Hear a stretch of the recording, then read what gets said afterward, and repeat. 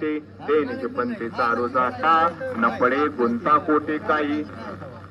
ह्या मार्गाने जर तुम्ही साधू संतांनी जो मार्ग दाखवलेला आहे, संत बाळमामांनी मार्ग दाखवलेला आहे, भक्तीचा जो मार्ग आहे ज्ञानोबा तुकोबरांनी दाखवला, बाकीच्या सर्व संतांनी मार्ग निळोबरायांनी असेल, गोरोबा काकांनी असेल, आणि ह्यांनी भक्ती कशी केलेली आहे. सावता महाराजांनी स्वतःचा घर प्रपंच सांभाळून त्यांनी भक्ती केलेली आहे, परंतु भक्ती मात्र मनोमन केलेली आहे. स्वतःचं मूल जरी पायाखाली तुडवलं, चिखलात मूल मृत्यूच्या दारात गेलं, परंतु त्यांनी भाऊ चिंतनात मात्र खंड पडून दिलेला नाही. असे ह्या गोरोबा काकांच्या, परंतु ह्या चिंतनामुळे काय झालं तर गोरोबा काकांना ज्यावेळेस पंढरपूरच्या वारीत सर्वजण एकत्रित आले आणि सर्व साधू संत मंडळी महात्मे गोळा झाले आणि भगवंताचं चिंतन करू लागले, दोन्ही हात वर करून भगवंताचं चिंतन करू लागले, त्यावेळेस ह्या गोरोबा काकांनी सुद्धा हात वर केले, परंतु गोरोबा काकांचे दोन्ही हात तुटलेले होते. परंतु त्या चिंतनाची एवढी ताकद आहे, त्याचं एवढं सामर्थ्य आहे, या गोरोबा काकांना सुद्धा हात आले. आणि एवढा चमत्कार केला असं नाही तर ह्या भगवंताने एका भक्ताच्या स्त्रीचं सुद्धा बाळंतपण केलं.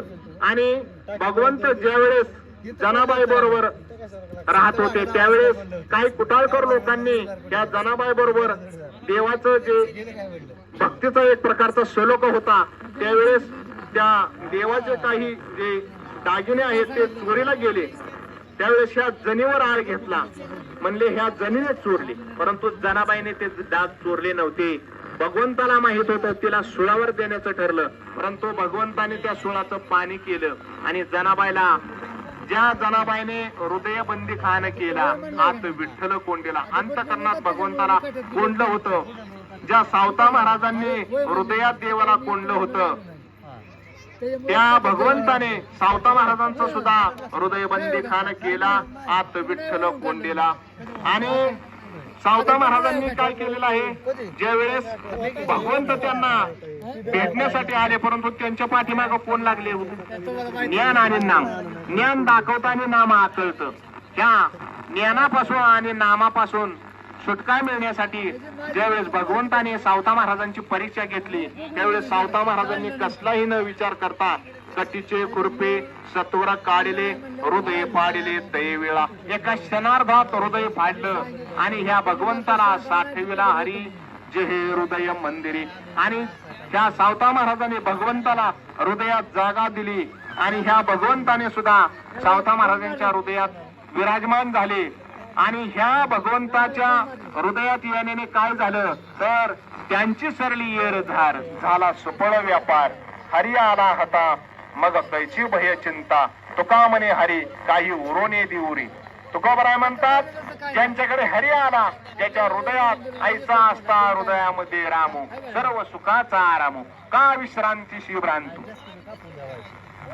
असा हरी हृदयात ज्याच्या आहे त्याला सर्व सुख आलं, सर्व समाधान आलं. आणि त्या भगवंताच्या येण्याने एक प्रकारची काया कशी होती, या साधू संतांच्या येण्याने काया कशी होती तर तुकोबराय म्हणतात, डौरली हे काया कृपेच्या ओरसे लोहे नारीस उद्धरिलो. आणि पुढे तुकोबराय म्हणतात, मला पाठीमागच्या जरी जन्मातील सेवा माझी ओढवलेली आहे, ह्या जन्मात जरी भगवंताची तर सेवा तुकोबरायांनी ह्या सुद्धा जन्मात केलेली होती, परंतु तुकोबराय स्वतःला कमी किती समजतात.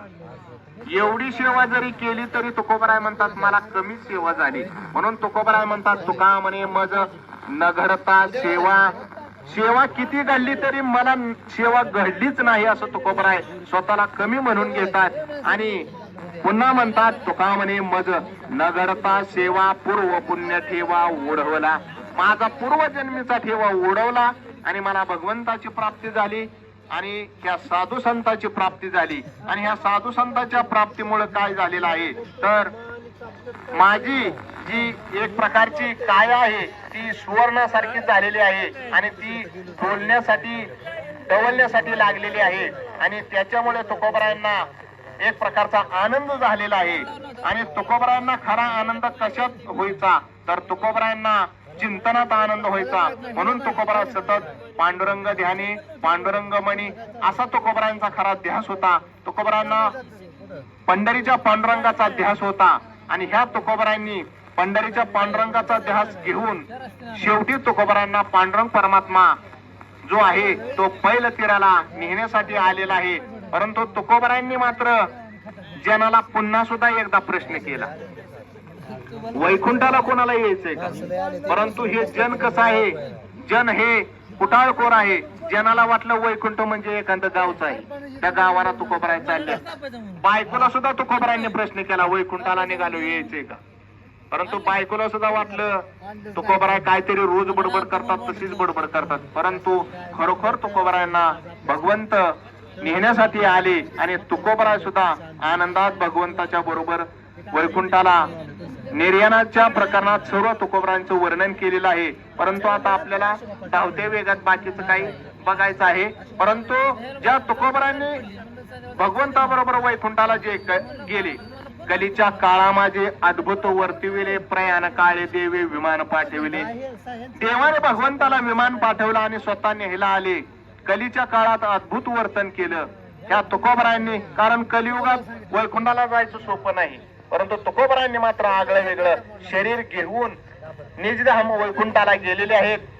आणि अशा ह्या तुकोबारायांचं एक प्रकारचं स्वतःच्या जीवनातलं जे अनुभवाचं वातावरण आहे ते त्यांनी वर्णन केलं. परंतु हे सर्व त्यांना घडलं ते त्या संतांना श्रेय देतात. कारण संतांच्या भेटीमुळे हे मला सहजासहजी घडलेलं नाही, संतांच्या भेटीमुळे घडलेलं आहे. भगवंताची प्राप्ती झाली, संतांमुळे मला चांगला मार्ग सापडला आणि संतांमुळे मी एवढा वैकुंठाला गेलो. आणि एवढा वैकुंठालाच गेलो असे नाही, बाकीच्या जनाला सुद्धा तुकोबाराय सांगतात तुम्ही सुद्धा वैकुंठाला जाऊ शकता. परंतु मार्ग मात्र वैकुंठाला जाण्याचा पकडा. आणि तुकोबारायांसारख्या साधू संतांनी जे भगवंताचं वर्णन केलं, तसेच आज आपण ज्यांच्या दरबारात आहोत, बाळमामा, संत बाळमामा, यांच्या सुद्धा जीवनात अनेक सुखदुःखाचे प्रसंग आलेले आहेत. बाळमामांच्या जीवनात ज्यावेळेस त्यांच्या जीवनातील काही प्रसंग आहेत ते घडलेले आहेत, त्यावेळेस बाळमामांनी सुद्धा असे सांगितलेलं आहे, अज्ञानी जीवाला चांगला मार्ग सांगितलेला आहे. त्यांनी सुद्धा गैरवर्तन करण्यापासून प्रत्येकाला सावध केलेलं आहे आणि प्रत्येक जीवाला त्यांनी सांगितलेलं आहे तुम्ही चांगल्या मार्गाला, जो मार्ग चांगला आहे त्या मार्गाला राहा आणि सतत भगवंताचं चिंतन करा. आणि बाळमामांनी सुद्धा भूतदया गायी पशुचे पालन, ताणलेल्या जीवन वना माझे, शांतिरूपी नव्हे कोणाचा वाईट, वाढवी महत्व वडिलांचे. ह्या गृहस्थ आश्रमातील जे एक मुख्य कर्तव्य आहे ते ह्या संत बाळमामांनी केलेलं आहे. भूतांवर दया केलेली आहे आणि पशु पक्ष्यांवर दया केलेली आहे. भुकेलेला अन्न, ताणलेला पाणी हे जे देण्याचं कर्तव्य संतांनी करायचं असतं ते ह्या बाळमामांनी केलेलं आहे. आणि बाळमामांची भक्ती कशी होती तुम्हाला स्पष्ट सांगतो. आज बाळमामाच्या दरबारात आहे, नारदाच्या गादीवर बसलेलो आहे. बाळमामाची भक्ती साधी सरळ सोपी होती. बाळमामाच्या भक्तीचा विषय असा आहे की त्यांनी कुठलीही आटासाची भक्ती सांगितली नाही. कसल्याही साध्या साधकाला भक्ती करता यावी अशी त्यांनी भक्ती सांगितलेली आहे. आणि त्यांची भक्ती महान का ठरलेली आहे, त्यांची भोळी भाळी भक्ती होती. आणि भोळी भक्ती ही भगवंताला आवडती. तुका म्हणे भोळा जिंकू जाणे कळी काळा. तुकोबाराय सुद्धा अहो तुम्ही कुठल्या पंथात जा तेच येणार. तुकोबाराय त्याचं वर्णन तसंच करतात. जे भोळे साधक आहेत ते काय होतात पुढे तर ते कळी काळाला सुद्धा जिंकू शकतात. कळी काळ आलं, मगाशी मी सांगितलं काळाला तुकोबाराय म्हणतात आम्ही काळावर मात केली. आणि आता तुकोबाराय काय म्हणतात तर भोळा जो साधक आहे तोच कळी काळाला जिंकू शकतो. तुका म्हणे भोळा जिंकू जाणे कळी काळा, सत्य साच खरे नाम विठोबाचे खरे. सत्य साच खरे नाम विठोबाचे बरे. ह्या विठोबाचं नाम सत्य आहे, साच आहे आणि खरं आहे, 3 वेळा सांगतात.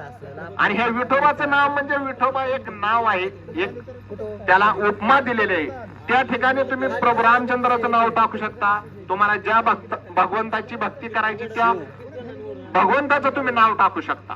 कुठलाही तुमचा एक प्रकारचा देवता असू द्या, परंतु एक पाहिजे आणि तो आपलासा केला पाहिजे.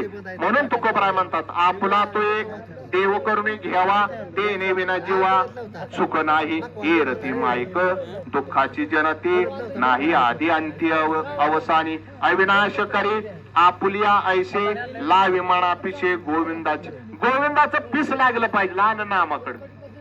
तुम्ही म्हणसाल नामाकडं तुम्ही नेताय, अहो पिसच लागलं पाहिजे. आलं वेड्या तुक्याकडं. अहो वेडा तुक्या का म्हणायचे, कारण त्यांना पिस लागलं होतं. कशाचं? तर पांडुरंगाचं. तुम्ही श्रीराम म्हणा, श्री विठ्ठल म्हणा, श्रीकृष्ण म्हणा,